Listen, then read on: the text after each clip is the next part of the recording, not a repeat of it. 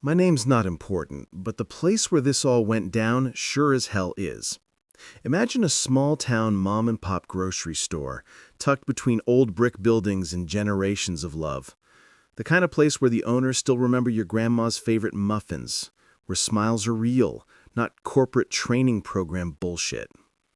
I worked in receiving and backstock, which in normal people language means I dealt with the trucks, the loading dock, the early morning chaos, and the kind of physical labor that leaves your shirt glued to your back by 6:30 a.m. It wasn't glamorous, but it mattered. The owners were good people, the sort that would give a free loaf of bread to a struggling mom or slip a few extra pastries to an old man on a fixed income. They weren't rich. Hell, some months they were barely keeping the doors open, but they were honest, kind, and stubborn enough to keep the place alive. That store had been standing long before the fancy lofts were slapped onto the street behind us, long before the up-and-coming neighborhood bullshit hit our corner of town. The loading dock sat right behind the store, directly facing the new lofts. And because deliveries started early, usually around 4 or 5 in the morning, there was always some noise. Metal carts rolling, truck engines humming, the occasional clank of something shifting. But we kept it down as much as humanly possible. Not because of noise ordinances, but because we respected the neighborhood. And guess what? In decades of operation, not one complaint. Not one. Until he moved in. I didn't know his name at first. He just appeared one morning, this tall, smug prick with a puffy vest, messy, I'm too cool to brush my hair look, and a face that screamed, "My parents paid for everything I've ever touched." He stormed up to one of the bakery drivers and started yelling about the loud clanking of bread carts, waving his arms like someone had just personally insulted his bloodline. The driver was stunned. I mean, this guy was unloading bread, not constructing a fucking skyscraper. The whole exchange lasted maybe a minute before the guy marched away, muttering about calling the city. I remember watching him walk off and thinking, okay, maybe he's just having a bad day. Turns out, no, he wasn't. The bakery guys started telling us more every time they came. This entitled asshole was harassing them every morning. He'd walk straight up to the trucks, bang on the doors, and shout about noise. And then they told us the part that made my blood boil. He wasn't just complaining. He was blackmailing them, threatening noise complaints unless they gave him free bread. Fresh pastries, artisan loaves, anything he could grab. He'd say shit like, "I won't call the cops if you leave me a sourdough," or "Let's keep things friendly. A few bagels should do it." He turned our loading dock into his personal fucking bakery. I could see the stress on the drivers' faces. These were hardworking people, some of them barely speaking English, terrified of getting written up or losing their roots because of some rich turd, loft-dwelling parasite. He preyed on the fact that they didn't want trouble. And the worst part? He enjoyed it. He strutted around like a wannabe sheriff patrolling his land, smirking when drivers handed him pastries just to avoid his threats. I tried ignoring him at first, but every time I watched him yank a bag of baked goods from a driver's hands, my fists tightened. He was the kind of guy who lived off intimidation, the type who loved punching down because it made him feel tall. Then came the day he screwed up. It was a Tuesday. I remember because it was shipment day for dairy and bakery together. Extra loud, extra busy. Trucks backed in one after another, and I was knee-deep in boxes when I noticed him storming toward the dock again. He yelled at one of the drivers, a sweet older guy named Marco, for clanking the carts too loudly. The man was almost 60. He didn't clank anything loudly. I watched him harass Marco until the poor man was trembling, apologizing like he'd committed a crime. And that's when I saw it. The bastard's car. A silver Volkswagen Jetta. Slightly beat up, but clearly loved. And on the window, a bright, sun-faded, "For sale" sign. And a phone number. His phone number. My mind went quiet, stone cold. I remember the exact moment because I felt this slow, creeping grin spread across my face. The kind that comes from not humor, but from destiny whispering, "Hey buddy, you just found the perfect weapon." He walked toward the building entrance while I stood there memorizing each digit like it was a sacred code. He had no idea, not a fucking clue. I went home and printed flyers. Lots of flyers. Thousands. Then thousands. Because once I started, something inside me unlocked. Years of watching people like him bully and exploit everyone they thought couldn't fight back. I typed, 2010 Volkswagen Jetta. Must sell ASAP. $100, first come, first served. Runs great, moving out of country. Call me anytime, serious buyers only. And then his number. I printed until my printer cried for mercy. Then I started flyering. Street poles, community boards, college campuses, laundromats, bars, coffee shops, car windshields, inside bathroom stalls at dive bars, right at eye level, everywhere. 10,000 flyers, easily, maybe more. And I wasn't alone. I started handing stacks to friends. I said, put these anywhere people will see them. No one questioned it. They just took them with the same feral excitement that lives in every tired city resident who hates entitled assholes. Within 24 hours, the calls began. He didn't appear at the dock the next morning, but one of the bakery drivers, laughing his ass off, told us the guy had stormed outside earlier screaming on his phone. Around noon, as I was breaking down boxes, my phone buzzed. A coworker texted me. "Dude, he's losing it. He's been outside yelling at two people who showed up to buy his car." I nearly dropped the box. Then I witnessed it myself. At around 5 in the afternoon, I peeked out the back door and saw a woman standing near the Jetta asking him, "Is this the one for $100? His face twisted into a demon's snarl as he screamed at her to get the fuck out of here. People kept coming. One guy pulled up in a pickup truck with cash in his hand, asking if the price was negotiable. Another leaned out his car window and asked if he could test drive it. I swear I've never seen a man so close to spontaneous combustion. He stomped around like a toddler denied candy, grabbing the for sale sign off his car and ripping it to pieces. Didn't matter. By then, 10,000 flyers were multiplying like gremlins on Wed Bull. And to top it off, I wasn't done. Because after watching him terrorize the bakery drivers for months, I wanted more than chaos. I wanted justice. So I gave his phone number to every delivery driver who'd ever been bullied by him. "You want to get even?" I said. "Tell your coworkers, tell other drivers. Whenever you're bored, just call and pretend you want the Jetta." The look on their faces? Pure bliss. He vanished after about a week, stopped confronting the trucks, stopped blackmailing anyone, stopped walking outside at all. Then suddenly, he disappeared altogether. Rumor was he moved out. Maybe he got evicted. Maybe he snapped. Maybe he planned to escape the non-stop ringing hell his phone had become. But here's the real cherry on top. Years later, every once in a while when I felt bored, tired, or nostalgic, I'd dial his number, and I'd ask, with the politest voice imaginable, "Hi, is the Jetta still available? I've got the 100 ready." And every time he answered, the rage, the exhaustion, the defeat in his voice, it tasted better than fresh bakery bread. For a while after he disappeared, life at the grocery store returned to something like peace. The mornings had their usual rhythm again. The hum of trucks reversing into the dock, the clatter of carts rolling in, the soft greetings exchanged between tired workers starting another long day. It felt good. It felt normal. And I'll admit there was a sweetness in that quiet I hadn't appreciated until it was threatened.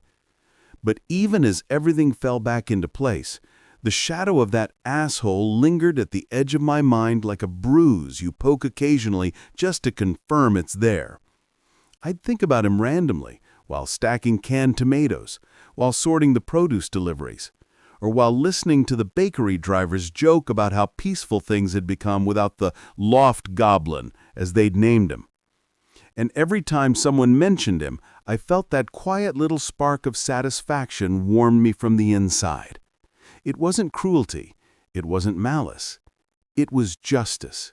It was the universe putting a bully in his place with 1,000 tiny paper cuts disguised as $100 Volkswagen Flyers. The bakery drivers in particular seemed lighter. They came with smiles instead of nervous glances.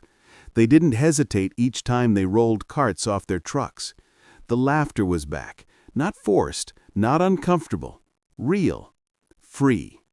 There's a particular kind of relief in people who have finally been allowed to breathe again after months of holding their breath. I saw that in them. Even Marco, sweet, weary, 60-year-old Marco, seemed 10 years younger.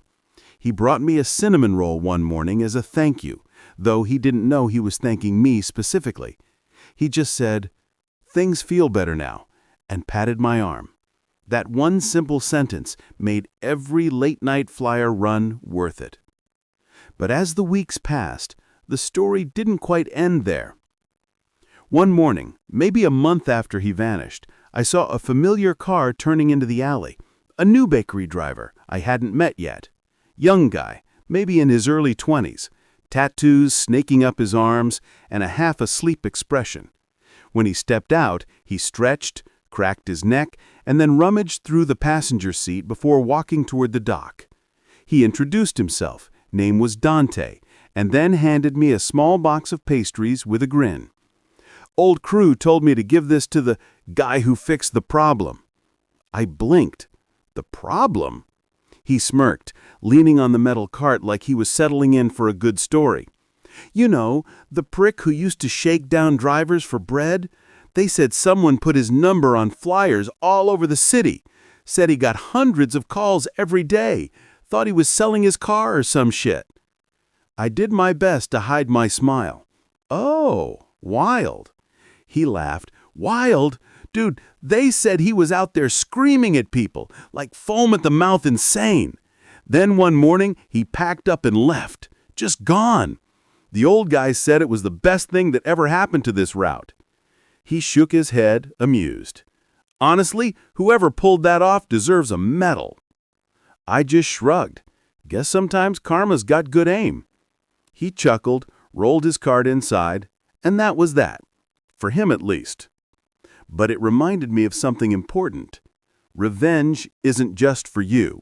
It's for everyone the bully hurt along the way. And when justice lands, it sends ripples way farther than you ever'd expect. In this case, it helped an entire network of workers breathe easier. Over time, I stopped thinking about him as often.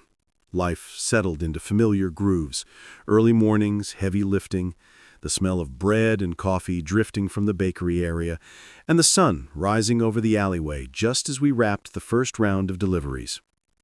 Then, maybe a year later, something strange happened. One of my coworkers, Talia, came running to find me between the aisles with a look on her face like she'd just witnessed a ghost holding a Black Friday sale. "Dude," she said breathlessly, "you're not going to believe who I just saw." My stomach tightened instantly. "Who?" "That guy, the loft guy, the scream at everyone guy." I froze. "Where?" "In the parking lot. He looks fucked. Like someone stole his soul and replaced it with an unpaid electricity bill." I had to see for myself. We walked to the front windows, blending in with the few customers browsing produce, and sure enough, there he was. Same greasy hair, same cheap vest, same irritability dripping from every twitch in his jaw. But it wasn't the same. His posture was different. He didn't strut. He didn't scan the area looking for people to dominate. He stood beside a different car. Not the Jetta, but a faded, beat-up sedan that looked like it had survived 3 civil wars. He paced nervously, glancing at his phone like he was expecting it to explode. He was paranoid. Traumatized even. The kind of paranoia only thousands of inconveniences can carve into your brain. That's when it hit me.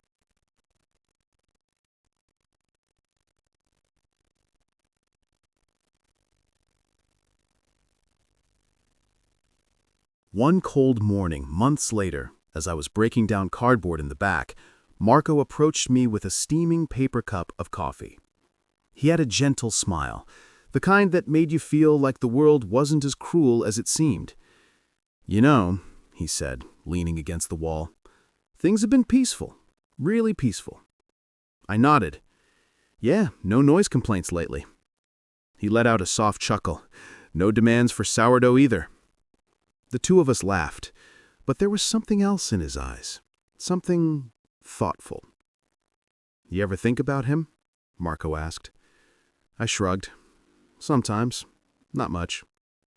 He nodded slowly, taking a sip. "People like that, they're loud because they're empty inside. When you fill your life with noise, it's usually because you're trying to drown out something." I hadn't expected that. The man had threatened him for free bread, and here he was giving him the benefit of philosophical reflection. "You're a better person than me," I said. He shook his head. "No. Revenge is its own kind of kindness. It teaches lessons no gentle word ever could."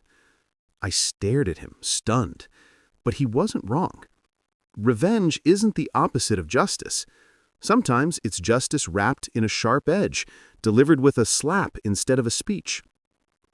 The thing is, I didn't feel like a hero, and I definitely didn't feel like a villain.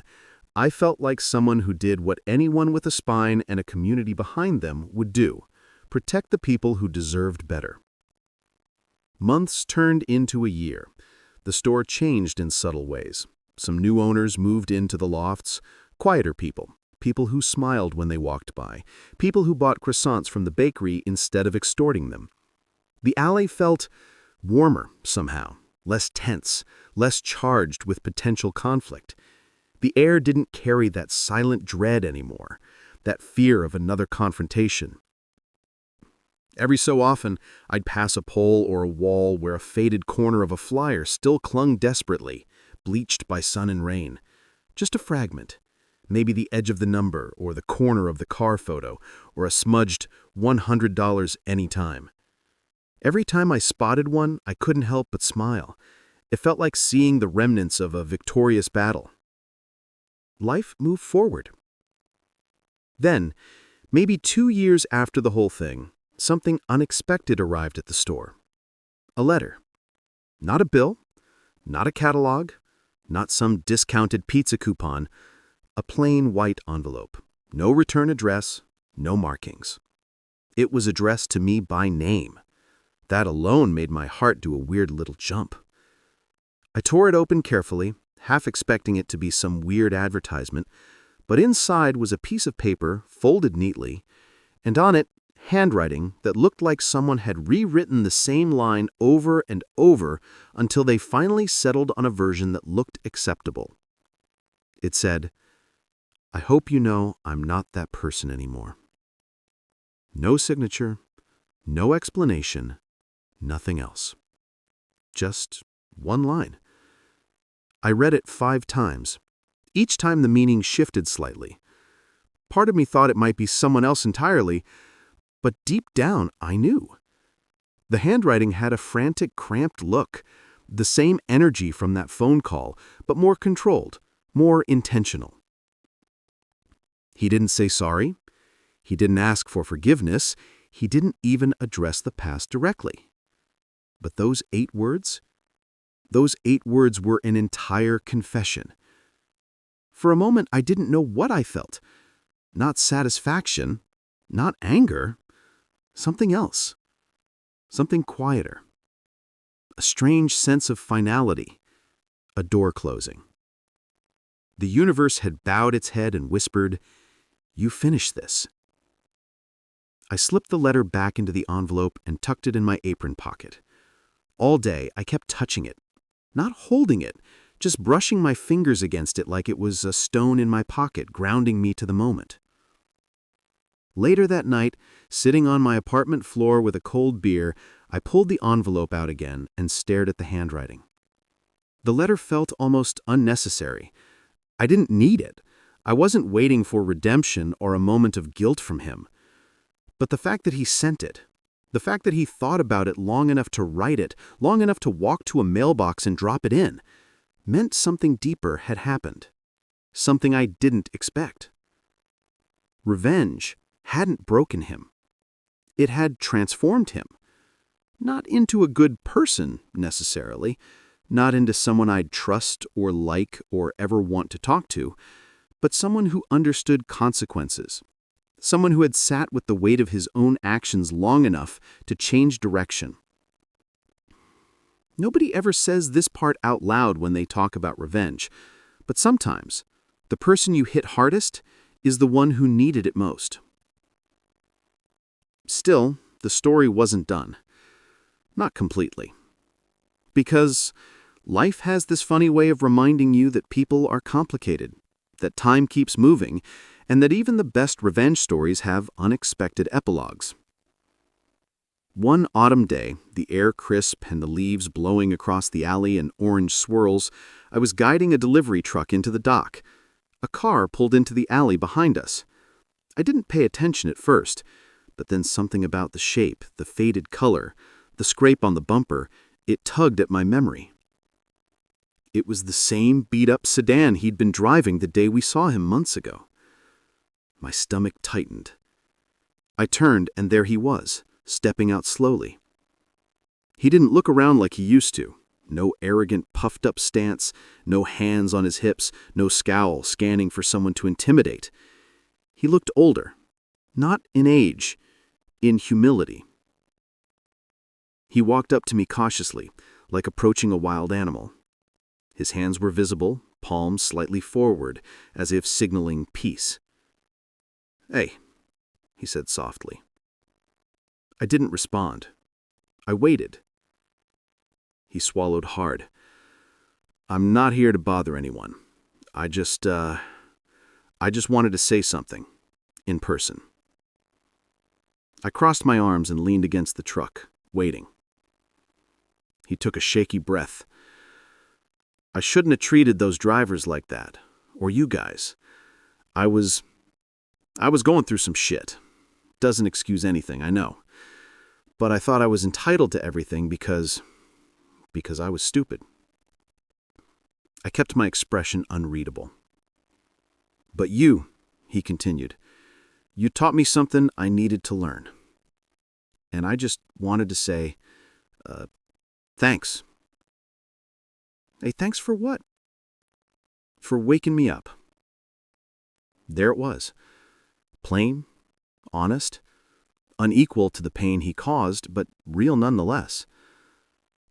"I'm not that guy anymore," he added quietly.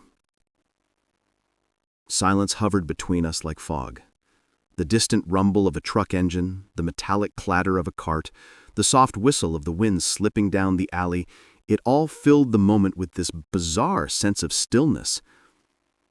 I didn't forgive him. Forgiveness wasn't the point. But I nodded once, slowly.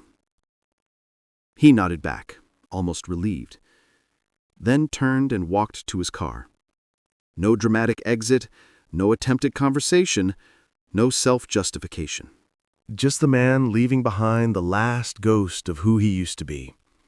As his car disappeared down the street, I felt something unwind inside me, a tension I didn't even know I'd still been holding. It wasn't triumph. It wasn't pride. It was something simpler. Peace. And that's when I understood the real ending to all of this.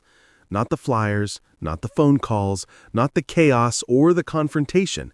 The real ending was knowing I'd helped restore balance to a world where good people were getting stepped on. The revenge wasn't the point. The justice was. Because sometimes the smallest actions, a flyer, a number, a little creativity, can create the loudest lessons. Sometimes the universe doesn't punish a bully. Sometimes it hands the bully's phone number to someone who will. I walked back into the store with this strange mix of satisfaction and anticipation buzzing in my chest, like electricity sitting right behind my ribs. I didn't say anything to anyone yet, not because I was scared, but because there was something delicious about carrying a secret like that. A prank that wasn't mean, wasn't cruel, but was honest. A mirror held up to someone who had spent weeks making everyone else miserable. I stocked shelves, moved pallets, signed forms, just waiting for the storm I had quietly and carefully summoned to hit. And it hit faster than I expected. The first breadcrumb landed the very next morning. I was in the back, breaking down boxes, when one of the bakery truck guys, Luis, came in grinning like he had just won the lottery. He leaned against the metal frame of the door, arms crossed, this mischievous glimmer in his eyes. "Bro," he said, shaking his head like he still couldn't believe it, "I think your guy is losing his damn mind." My eyebrows lifted. "Already?" Luis laughed. "Already? My phone's been buzzing with the other drivers all morning. Your boy is out there pacing next to his building like a dad waiting outside a delivery room, except instead of joy, he just looks violated." I didn't let myself smile too much. I wasn't trying to brag or take credit. I just shrugged. "He'll be fine." Luis snorted. "He won't. The amount of calls he's probably getting right now, man's phone sounds like a bomb countdown." And honestly, that visual alone made my day. Later, during our first truck delivery of the morning, the universe rewarded me with a front-row seat to the chaos I'd unleashed. The clattering of metal carts echoed through the dock, and as we wheeled them inside, I heard a familiar, angry, sputtering sound cutting through the cool morning air, like a kettle boiling so violently it was ready to explode. I stepped outside casually, as if I were just checking for another pallet, and there he was, the loft guy. He looked like he hadn't slept. His hair was sticking up in every direction, his shirt was wrinkled, and he kept slapping his phone against his palm, like he wished he could strangle it. He lifted it to his ear, muttered a "hello, hello," and then his face twisted in rage. I heard the faint sound of someone on the other end yelling something intelligible, and then the guy yelled back, "For the last time, the car is not for sale for $100. He hung up, then immediately the phone rang again, that same vibrating buzz. He stared at it like it had personally betrayed him. I swear, the man looked wounded. He didn't see me, thank God, but watching him panic, pacing in frantic circles, waving his arms, yelling into the phone over and over again, I felt a satisfaction so deep I could have bottled it. The universe had been waiting a long time to check this man. Almost every call looked the same.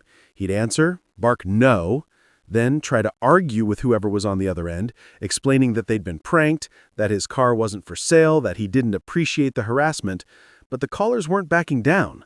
Some must have been genuinely desperate. Some were probably drunk. Some probably thought they were getting the deal of the century, but all of them had one thing in common. They were relentless. By mid-morning, he stormed across the street to the bakery truck guys again, waving his phone like a weapon as he yelled, "You people did this! I know you did!" Luis and the others looked at him deadpan, visibly confused, or at least pretending to be. The loft guy ranted about flyers, prank calls, harassment, and how he was sick of being treated like a joke. Meanwhile, his phone rang again, and again, and again. He lost it. "Stop calling me," he screamed into the phone, right there on the sidewalk. "I am not selling my car for $100 damn. One of the bakery guys whispered to me, "You think he's ever been humbled before?" I shook my head. Not like this. Over the next few days, the calls didn't slow down. They multiplied. The flyers were everywhere, taped to fences, pinned to bulletin boards, stuck to lamp posts, plastered in the elevator of his building, slipped under doors, maybe even found their way into a few mailboxes. People were curious. People were hopeful. People were relentless. And every time his phone buzzed, it chipped away a little more of that entitled armor he walked around in. Then the real twist came. A few days later, he marched into the store itself. Something he had never done. You could tell he thought of this place as beneath him. Today, though, he walked in like a man entering the ER with a gunshot wound. He came straight to the counter, phone in hand, face flushed and twitchy, breathing like he had run 5 miles uphill. Our cashier, Donna, stared at him like he was a raccoon who wandered inside looking for snacks. He slammed his palms onto the counter. "That prank, those flyers, someone's been giving my number out, and I know it came from here." The owner, Mr. Patterson, stepped out from the back, wiping flour off his apron. He was a soft-spoken guy, a good man, the kind of guy who apologized when you bumped into him. But today, he raised an eyebrow, clearly confused. "What prank?" he asked. The loft guy scoffed. "Don't play dumb." Now, here's the thing. The universe has a strange sense of timing, because right as the loft guy was trying to chew out the owners of a community grocery store for a prank they never did, his phone rang. Loud, in the middle of his rant. Every single person in the store froze. The loft guy stared at the screen like it was a venomous snake. He let it ring. It buzzed again, and again, and again. Someone in line whispered, "Dang, someone wants that car." That did it. His eye twitched so hard it looked like it was trying to escape his skull. "I swear," he spat, pointing a shaking finger at Mr. Patterson, "I will find out who did this, and when I do—" His phone buzzed again.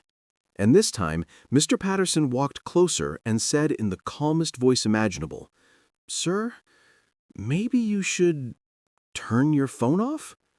The loft guy screamed, not yelled, screamed, some high-pitched noise like a malfunctioning car alarm.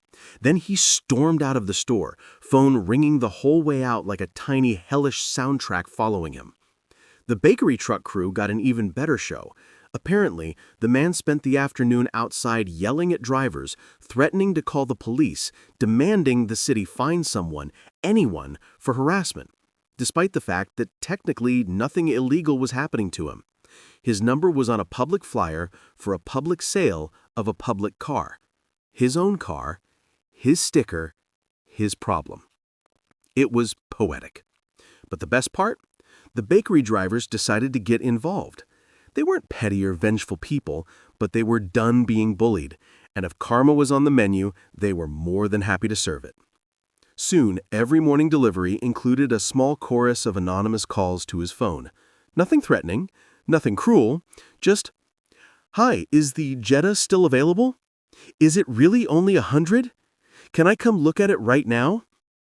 Over and over and over. He tried everything, blocking numbers, changing his voicemail, calling the phone company, but every time he thought it was slowing down, he'd step outside and find 2 more flyers taped to light poles. The man was trapped in a maze he built for himself. And then, he vanished. One day he was there, screaming, pacing, threatening, and the next day, he was just gone.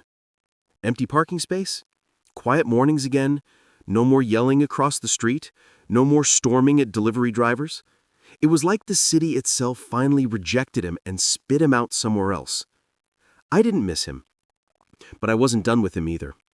Every few months, whenever my life felt a little dull or I needed a laugh, I'd dial his number from a random payphone or burner VoIP app and ask, "Hey, is the Jetta still going for $100? And every time, without fail, I'd hear that same exhausted groan before he hung up. I didn't do it to be cruel. I didn't do it to torture him. I did it because it reminded me of something important. People who thrive on bullying crumble the moment they're not the ones in control. And sometimes the smallest revenge, the quietest revenge, the funniest revenge, is the one that sticks the longest. The funny thing about revenge, the harmless kind, the poetic kind, is that it doesn't always hit you all at once. Sometimes it creeps up on you in waves. Weeks turned into months, and the chaos of everyday life filled in the space where the loft guy's meltdown used to live. Trucks rolled in, carts clanged, morning air stayed crisp, and the quiet that settled over the back street felt earned. Peace, restored. But every now and then, I'd catch myself thinking about him, how someone so loud, so entitled, so convinced the world existed to accommodate him could be taken down by something as thin and fragile as a sheet of printer paper taped to a telephone pole. It was satisfying in a way that words barely cover. And yet, the story wasn't quite done with me. One morning, Maybe a year after he vanished, I was walking toward the dock when I saw a moving truck squeezed awkwardly between two cars near the back alley. A couple of people were wrestling with a couch, muttering to each other about angling it through a doorway. I didn't think anything of it until I saw the landlord standing outside with a clipboard waving someone over. That's when I noticed him, a new guy, stepping out of the building, coffee in hand, smiling and nodding politely as the landlord explained something. He looked chill, calm, normal, the opposite of the hurricane that had occupied that unit before. The landlord nodded toward the alley where the deliveries happened. "It's a little noisy back here some mornings, but the tenants are usually understanding." "Not a problem," the new guy said, sipping his coffee. "I'm up early anyway." Simple, kind, reasonable. Exactly the type of human being you want living 20 feet from your receiving dock. And because I couldn't resist, I lingered nearby like I was checking the truck manifest, listening for any sign of entitled whining. But no, this guy just smiled, thanked everyone who helped him carry stuff, and mindfully sidestepped the bakery carts as they rolled by. A breath of fresh air after the storm. I didn't realize how tense I'd become expecting another complaint until I felt my shoulders relax. The universe really does take out its trash when it needs to. Still, that small, chaotic part of me, the part that remembered the loft guy's face turning beet red while he screamed into a phone, sometimes got curious. I'd dial his number from time to time just to see what happened. And one day, instead of ringing or going straight to voicemail, I got an automated voice telling me the number had been disconnected. That was it. The final chord. The closing note of the symphony. The last piece of evidence that he'd been washed out of our little corner of the city like rainwater down a gutter. No dramatic showdown, no apology, no closure offered or needed. Just silence. Beautiful, peaceful, earned silence. After that, everything shifted. Work felt lighter, deliveries felt smoother, the bakery guys joked more. Even the morning air felt a little less cold, like we'd all unknowingly been bracing ourselves against one man's bitterness. It's amazing how one entitled person can poison a space, and how their absence can feel like sunlight returning. Months later, I was talking with Lewis during a slower afternoon. We were leaning on crates, sipping terrible vending machine coffee, watching the street. He shook his head and said, "You know, man, I still think about how that dude lost his mind over those calls. I hope he learned something." I shrugged. People like him, they don't learn. They just, relocate their misery. Lewis chuckled. "Still worth it, though." I didn't have to think. Hell yes, it was. We laughed, and that was the truth. Because the prank had never been about cruelty. It had been about balance, justice, the kind that the universe sometimes forgets to deliver on schedule, so you need to step in and help it along. But what surprised me most was how the memory aged with time. It didn't turn bitter. It didn't turn dark. It became one of those stories I'd remember whenever life felt unfair or when someone tried to push me around. A reminder that bullies aren't invincible, that entitlement isn't permanent, that the smallest pushback, if timed right, can topple a giant made of nothing but hot air. Years passed. I moved on to better jobs, bigger places. Life kept going, as it always does. But every once in a while, maybe when I passed a Volkswagen Jetta on the road, or when a noisy cart clanged against a metal dock plate, I'd feel that old spark of satisfaction flicker in my chest. Not for the prank itself, not for the chaos it caused, but for what it proved. That sometimes justice doesn't need a courtroom. Sometimes it doesn't need a confrontation or a dramatic monologue or even a villain realizing the error of their ways. Sometimes justice is just balance, restoring itself in the funniest possible way. A man who tormented a community got tormented right back, not by fists, not by threats, not by violence, but by the same tool he used against us, a phone. For all his shouting, all his demands, all his noise complaints, all his threats, it was his own noise that finally drowned him. And maybe the most fitting part was this. The bakery trucks never lowered their volume for him. The carts still clanked, The bread still arrived early. Life continued exactly as it always had. He was the only thing that changed. And that, to me, was the real revenge. Not the flyers, not the calls, not the prank itself. The real revenge was that the world moved on without him, and was better for it. When you've spent enough time around people who think they're the center of the universe, you start to recognize the truth. They're not immovable mountains. They're just loud pebbles rolling around, bumping into things, pretending they're made of stone. And it only takes one good gust of karma to send them tumbling away. I still respect that little grocery store, the owners, the bakery drivers, the community that always chose quality over profit, the people who showed up every morning, long before dawn, to do honest work. They didn't deserve to be bullied. They didn't deserve to be threatened by someone who moved into a place he never earned. And maybe that's why the revenge hit so perfectly. Because it wasn't really about me. It was about all of us.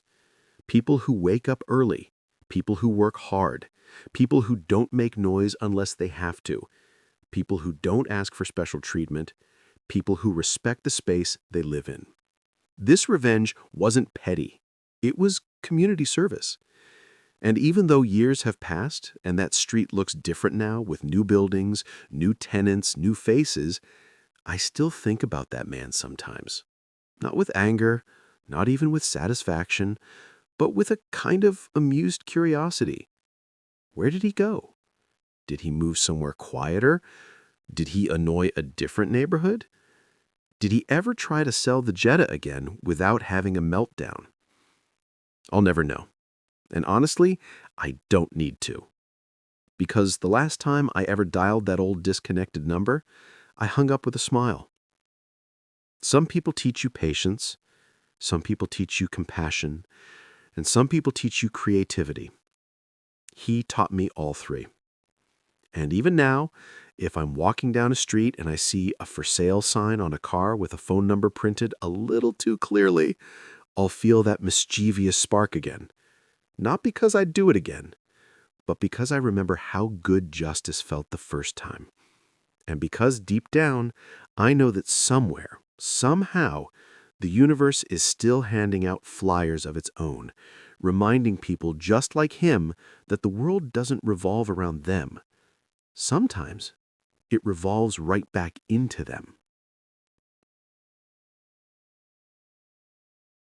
If you've ever felt that, if you've ever tasted even a tiny drop of vindication, even once, then you already know the truth of this story.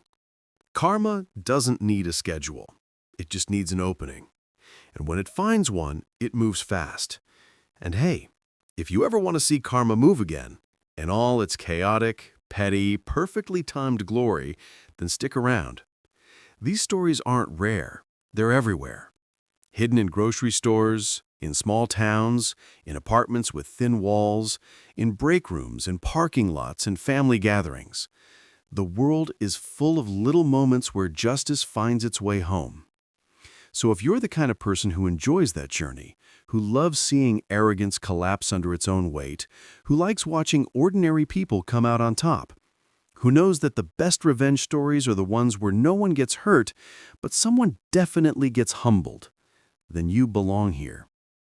And if you've got your own story simmering somewhere in the back of your mind, the one you've never told, the one that still makes you smirk when you remember it, stick around, share it. Be part of this strange little corner of the world where justice has a sense of humor. Because at the end of the day, this isn't just a story about a guy with a jetta and a loud mouth.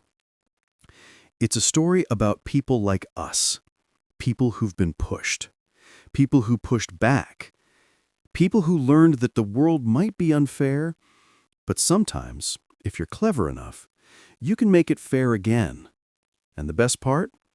You don't need a $100 jetta.